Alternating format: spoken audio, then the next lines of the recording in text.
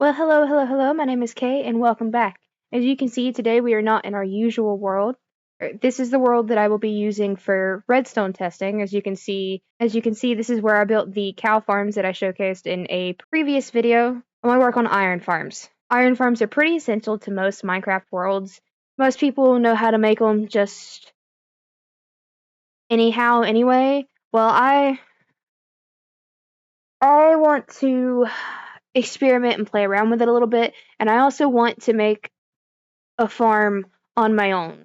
And so the reason for this isn't because iron farms are necessarily complex in their own, but it's because I want to learn how to use the resources online to make the easy farms so I can use them later to make harder farms. Because if I could have it my way, preferably, I would like most of, if not all of the farms to be something that I come up with in my own brain. So that's what we're going to do today is we're going to make an iron farm. So the first thing we're going to do to get this iron farm started is where I'm actually going to show you where I find the information to make said farm. So here we are on the Minecraft wiki page. It is just minecraft.wiki, not the Minecraft wiki fandom page. We don't use that. And so I'm just going to go over here to the search bar and I'm going to look up a couple of things. You need to know iron golem mechanics. You need to know villager mechanics, right? So iron golem spawning, and then you just come down and you find your information in the Java edition section, or if you're on Bedrock, you use the Bedrock edition. So you want to look at the spawning behavior. Sometimes you want to look at the actual behavior, and just whatever you need for your said farm. So we're going to look at iron golems behaviors, and we're also going to look at villager behaviors, because villagers is how you're going to get the iron golems to spawn on their own naturally. And weirdly enough, iron farms are different from Java Edition to Bedrock Edition. I actually designed a Bedrock Edition iron farm a couple years ago, and I've modified it a couple times since then, and I will also show that later in the video as well. There are several ways to summon iron golems using villagers, and today we are going to be using the panicking behavior. You can use the gossiping behaviors, but that takes longer and it's less efficient. Now, I will say that's also the best way to do your iron farms in Bedrock Edition that I personally have found for how I play in Bedrock when I play with my friends. In Java Edition, panicking is usually your better way to go. If you're playing in peaceful mode, then yes, you do have to go the gossiping route, or you got to deal with constantly getting villagers when you want to run your iron farm. But the things we have to remember here is that the villagers have to be able to sleep. They have to not detect an iron golem, and they cannot be near the summoning of a golem within the last 30 seconds. And it includes the exact coordinates in which, how far you would have to be away and things like that here and here. So 10, 10, 10, 16, 16, 16. And that's from your middle point. And so it's kind of like a radius. So it's going to be like if your middle point is at 0, 0, you're looking at 8 one way, 8 the other way, even 8 up and down. Same thing for the 10, 10. Okay, so here's the deal. We're just gonna build this thing through trial and error. I've never built an iron farm this way before. So I know that we're going to need a villager chamber, right? You're gonna have 3 beds in a villager chamber. They need to have trapdoors up in front of their faces so that they can sometimes have the line of sight of the zombie blocked, and the zombie needs to go in the middle. So is this an efficient villager chamber? I might need to actually look one of these things up just to kind of get an idea. I really don't want to do that. I they need room to do the things, and also they need to be able to sleep. All right, so I messed up my first chamber here. All right.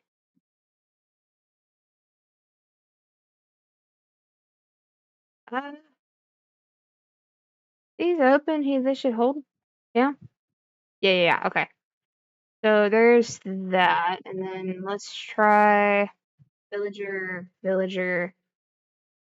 and I guess I need one more. And that's the problem. They're not panicking. Do you panic now?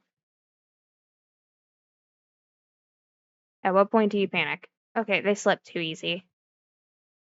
This isn't right. Alright, so this is what I'm testing real quick with the villagers here is I don't see them panicking. I think this guy is supposed to be bobbing up and down or something.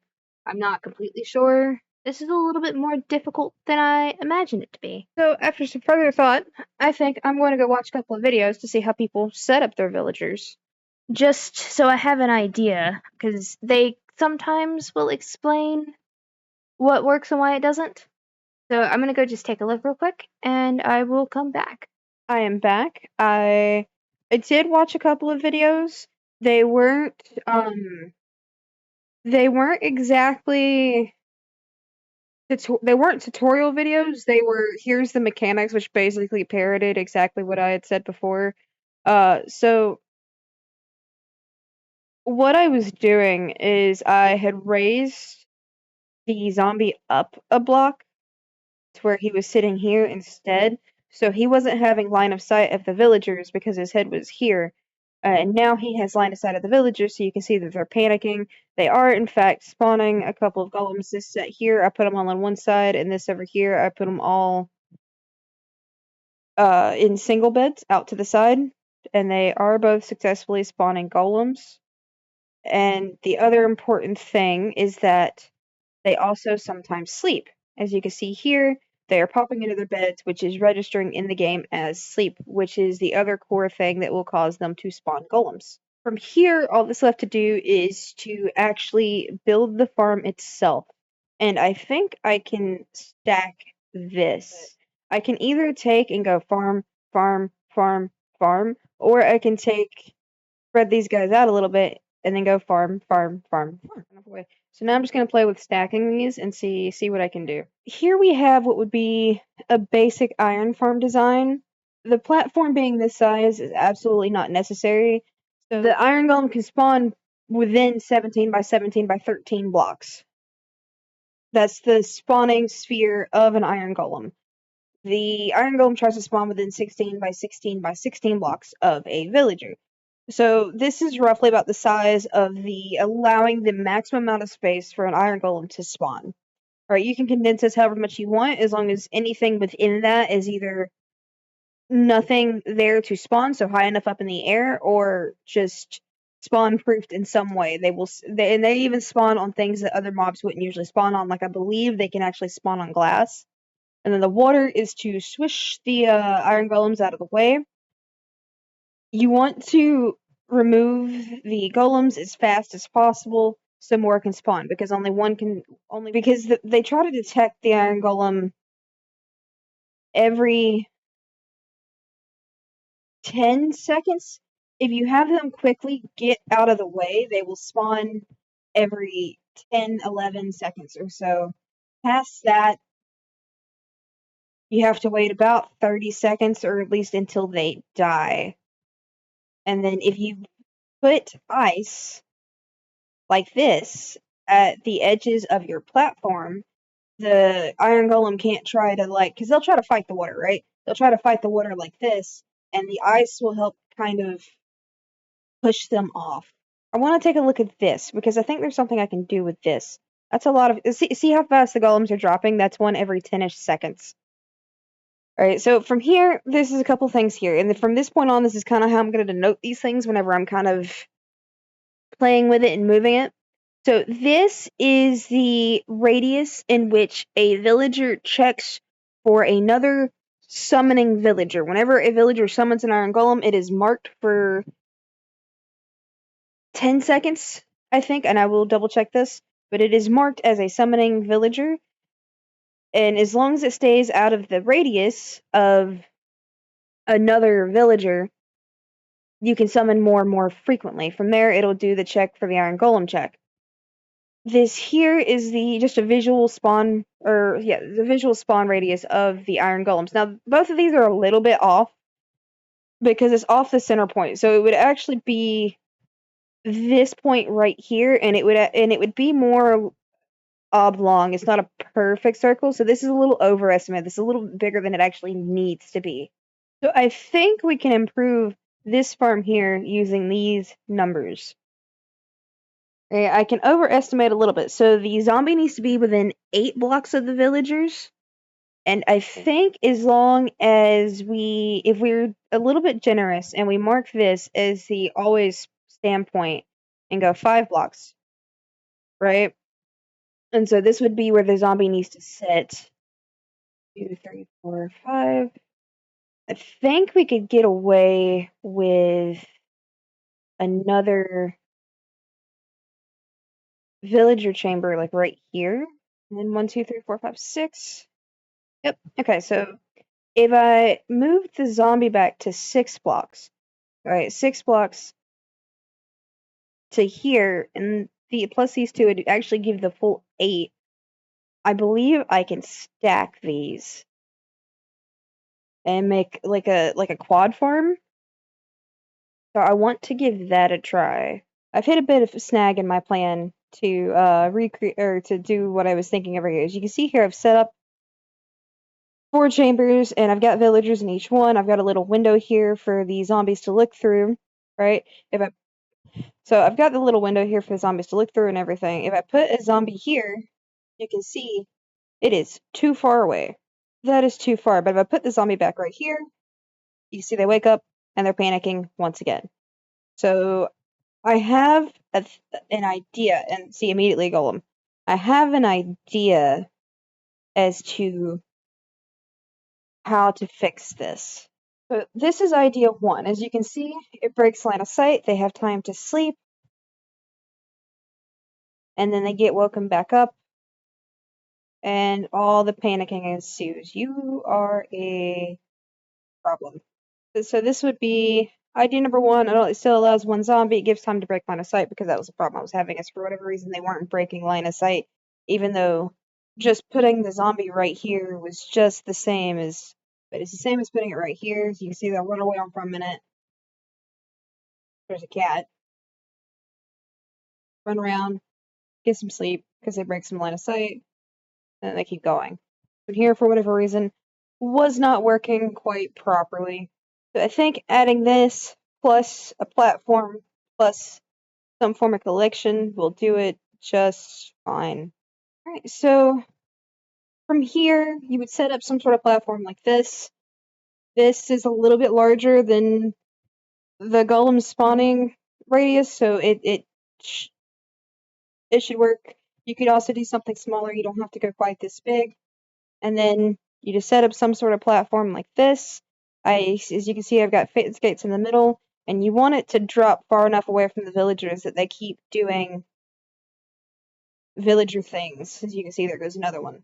So it has occurred to me, I probably didn't drop this down far enough because I'm getting a golem about every 30 seconds or so.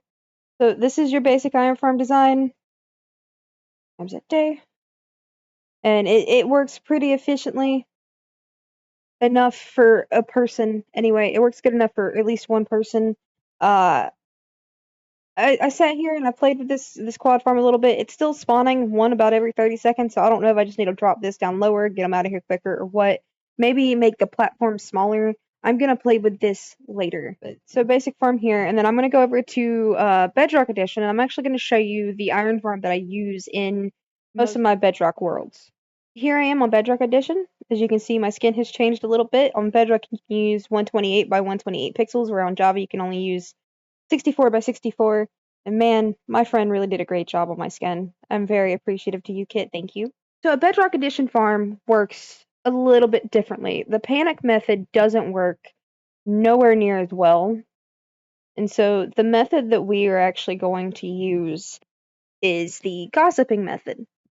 Now, what's kind of cool and interesting about the gossiping method is that you can use it with your trading halls. And I'll kind of show you what I mean. This is all you need for a bedrock iron farm. Is you just need 20 beds and 10 villagers, bare minimum. Now, at least 80% of your villagers have to work at their workstation each day. They don't have to sleep, they just have to be connected to beds. Other than that, you basically have a compact village here in which iron golems will spawn.